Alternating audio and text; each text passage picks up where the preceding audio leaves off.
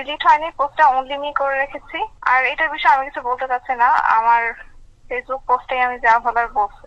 দায়িত্বশীল জায়গা থেকে আপনি দায়িত্বশীল বলতে কি বোঝাতে চাচ্ছেন? আমি যখন দেখবো আমার দেশের উপর কোনো থ্রেট চলে আসতেছে, আমি মনে করবো আমার দেশকে বাঁচানোর জন্য আমার যতটুকু বলা উচিত সে বলাটাই আমার দায়িত্বশীলতা। ঠিক আছে, শোনেন, আমি ফ্র্যাঙ্কলি বলি, আমি চাই না আমার দেশের দায়িত্বে মুক্তিযুদ্ধ বিরোধী কোনো শক্তি আসুক। ঠিক আছে, তো আমার যাকে মনে হয়েছে মুক্তিযুদ্ধ বিরোধী শক্তি, যাদেরকে মনে হয়েছে, আমি তাদেরকে সেভাবেই ট্রিট করেছি। আর আমার পোস্টে আমি সেভাবেই দিয়েছি। রিসেট বাটন পুশ করা মানে কি? আপনি কি ভয়েস অফ ওয়ার্ল্ড এর সাক্ষাৎকারটা দেখেছেন? রিসেট বাটন পুশ করা মানে কি? অতীত মুছে ফেলা মানে কি? আমাদের মুক্তিযুদ্ধ হচ্ছে মীমাংসিত সত্য, আমাদের জাতির পিতা বঙ্গবন্ধু, এগুলো সবই মীমাংসিত সত্য। রিসেট বাটন পুশ করে সব অতীত মুছে ফেলা, এটা মানে কি? এটা তো তাহলে আমি তো মনে করি যে আসলে মুক্তিযুদ্ধের বিরোধী শক্তি আমাদের দেশে এখন গভর্নমেন্ট হিসেবে আছে। তো আমি আমি আমার মনে হচ্ছে যে আমার দায়িত্বশীল জায়গা এটাই যে আমার দেশকে বাঁচাতে হবে। এর জন্য আমার পক্ষ থেকে যতটুকু বলা, আমি একজন সাধারণ মানুষ, সাধারণ মানুষ হিসেবে আমার যতটুকু বলা, আমি যদি এই পজিশনে নাও থাকতাম আমি এটা সেম পোস্টে দিতাম। ঠিক আছে, ব্যক্তি উর্মি এসব বিভিন্ন পরিচয় করার দরকার নেই। আমি বাংলাদেশের নাগরিক হিসেবে বলছি, আমি মুক্তিযুদ্ধের পক্ষের শক্তি হিসেবে বলছি, আমি কোনো দলের পক্ষে বলতেছি না, আমি আমার কোনো ব্যক্তিগত মতামত দিচ্ছি না। আমি হচ্ছে মুক্তিযুদ্ধের পক্ষের শক্তি। বাংলাদেশ দাঁড়িয়ে আছে 30 লক্ষ শহীদের রক্তের ওপর। ঠিক আছে, 30 লক্ষ শহীদের রক্তের বিনিময়ে আমাদের দেশটা স্বাধীন হয়েছে। এই 30 লক্ষ শহীদ রিসেট বাটন পুশ করলে কি এই 30 লক্ষ শহীদ ফিরে আসবেন?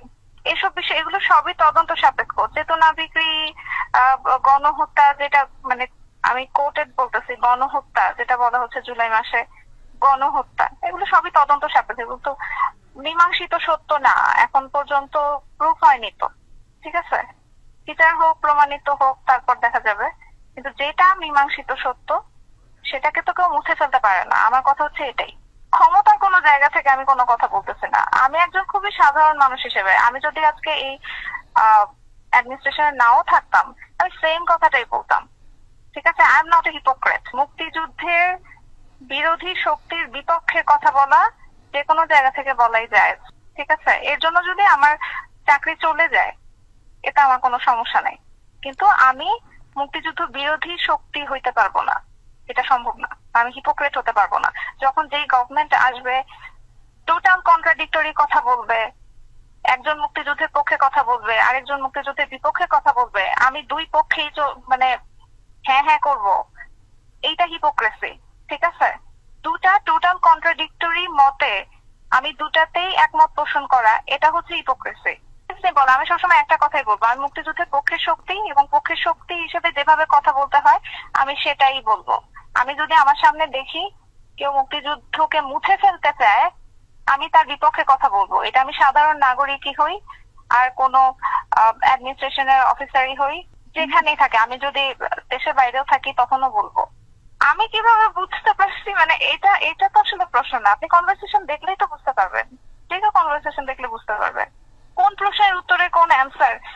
এরপরে যদি ভাঙায় বলা লাগে তাহলে তো আসলে কিছু করার নাই। সবকিছু ভেঙে ওয়ার্ড দিয়ে সব কি বলো এক্সপ্রেস করা যায় না। এটাই কি বলেন তো, অনলি মি করার কি একটাই কারণ থাকতে পারে? আপনি বলেন পারে কেন করেছে, দ্যাটস নট রেলিভেন্ট।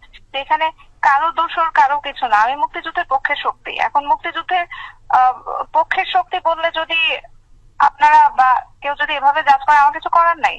আমি অলওয়েজ বলবো মুক্তিযুদ্ধের পক্ষে শক্তি। মুক্তিযুদ্ধকে আমি যদি একটা থ্রেটেনিং পর্যায়ে দেখি, কেউ থ্রেট হিসেবে দাঁড়িয়ে যাচ্ছে, মুক্তিযুদ্ধ ইতিহাস মুছে ফেলতে চায়, জাতির পিতাকে মুছে ফেলতে চায়, জাতির পিতার অবদান অস্বীকার করতে চায়, 15ই আগস্ট অস্বীকার করতে চায়, ধানমন্ডি 32 নম্বর অস্বীকার করতে চায়, পুড়িয়ে ফেলতে চায়, আমি তাদের বিরুদ্ধে কথা বলবো। আমি যেই জায়গায় থাকি না কেন, এখানে তো কারো দোষর এই ইয়াগুলো আসবে কেন? মানুষের কি মাথায় বুদ্ধি নাই নাকি? এখানে বঙ্গবন্ধু কোনো আওয়ামী লীগের নেতা না। বঙ্গবন্ধু হচ্ছে সারা বাংলাদেশের মানুষের নেতা।